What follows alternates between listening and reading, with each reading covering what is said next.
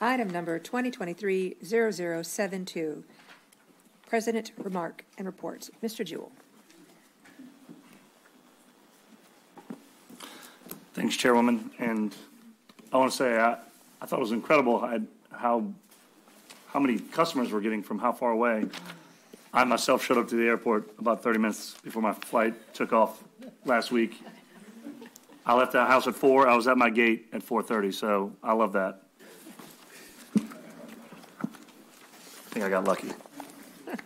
All right.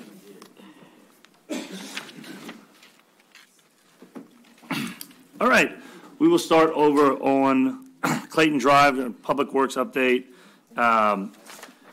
Been doing a lot of work in and around Norco, around drainage, trying to make sure that we are moving water as quickly as possible to our pump station. As you all know, the council passed an ordinance, I believe last year, to do a conceptual design of a new pump station in Norco. Actually, I say a new pump station, an expansion and rework of the existing Engineers Canal pump station.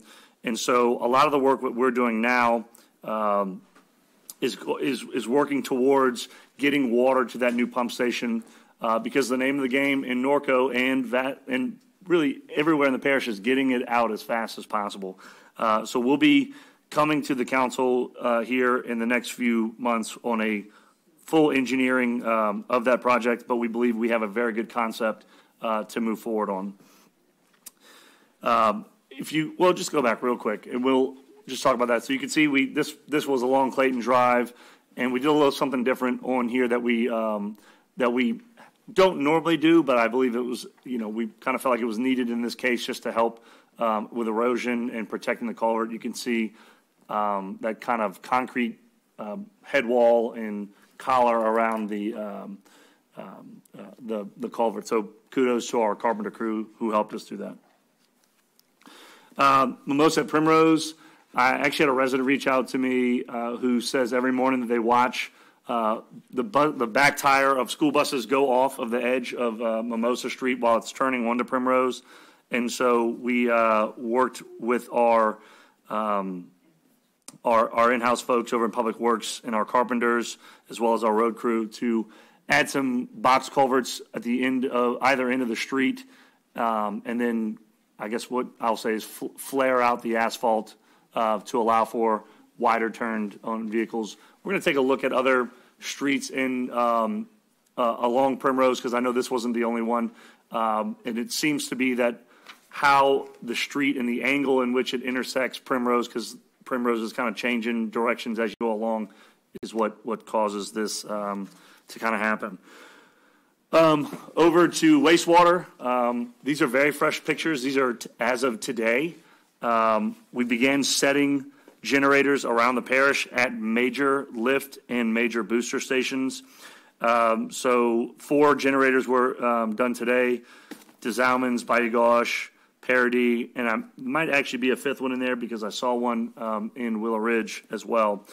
There are going to be a total of 17 generators that are going to be installed parish-wide, and this is a part of our resiliency project, and this was paid for, if you recall, with American Rescue Plan dollars. So federal tax dollars, no local tax dollars going to this, and we are maximizing this project by doing all the work in-house. Those slabs were poured in-house. The electrical work will be done in-house.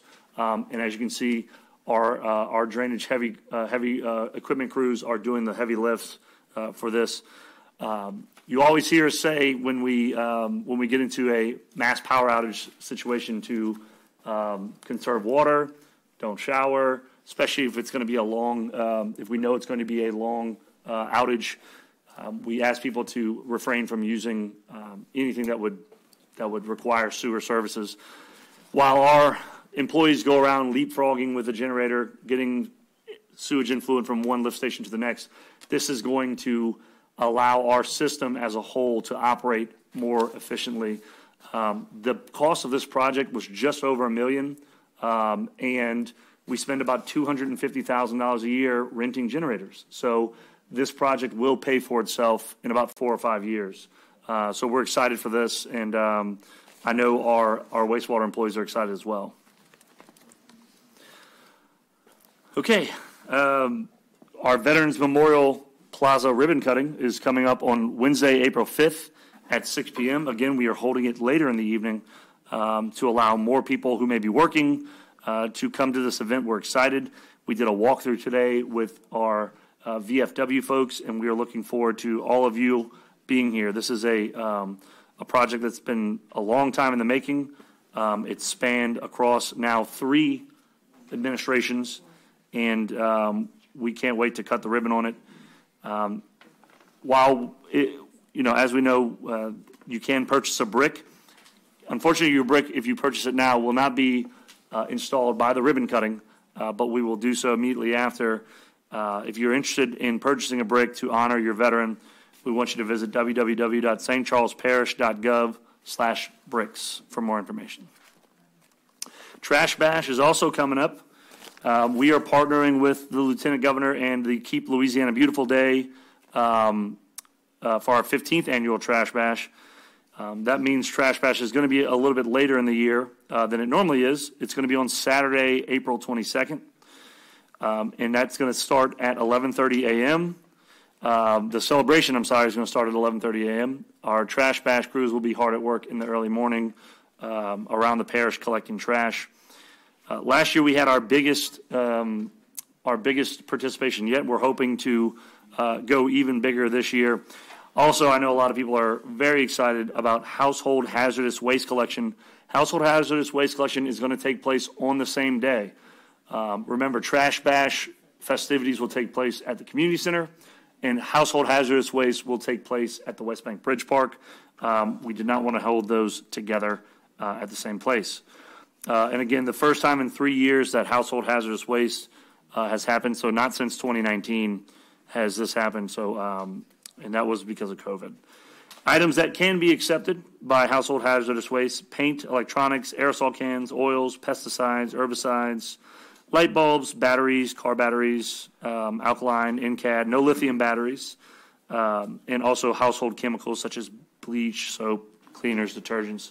Pretty much anything you can't throw away in a trash can, you can bring to this. Okay, Charlie and his Preparedness Pals, which is hosted by our Department of Homeland Security, will be going out this week at various elementary schools to educate our 3rd through 5th graders on hurricane preparedness.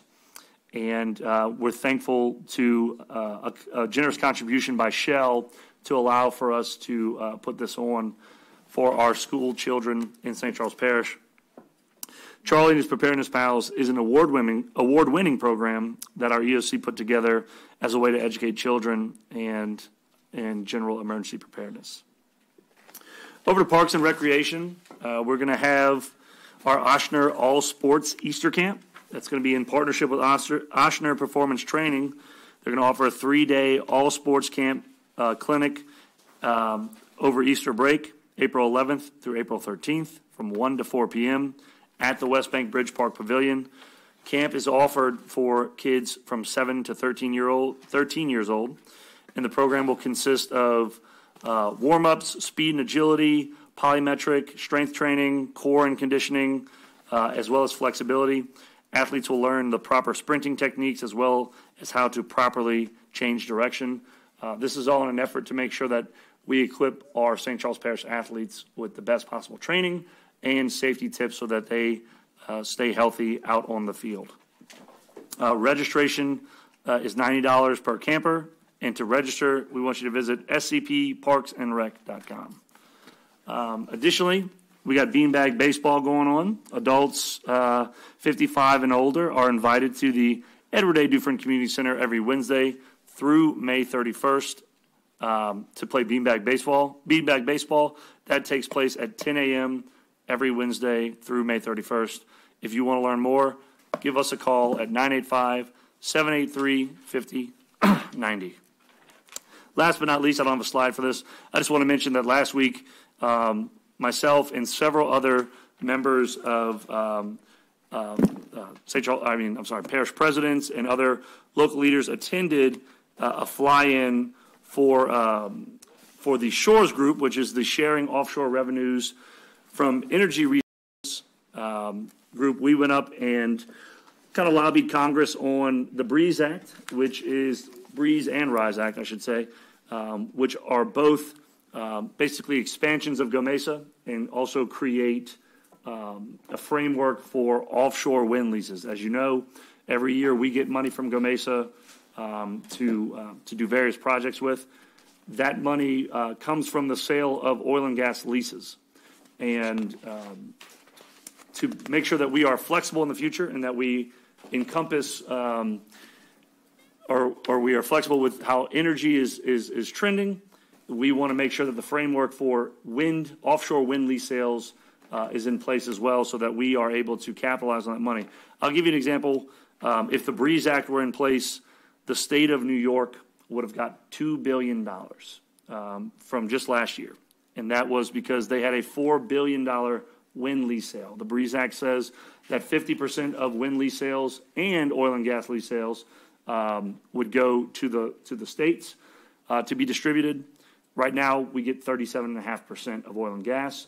Additionally, 12.5% would go to NAWCA, which is the North American Wetlands Conservation Wetlands Association, which is beneficial for us because that money tends to come to areas that have wetlands. So we're excited about that. It's actually, the BREEZE Act has actually been wrapped up into H.R. 1, which is a big energy bill that is actually going before Congress this week, and we hope that passes. We hope that the Senate takes it up. They may not agree with everything in that bill, but we hope they can at least go to conference committee and the BREEZE Act will come out untouched. Thanks. Thank you, President Jewell.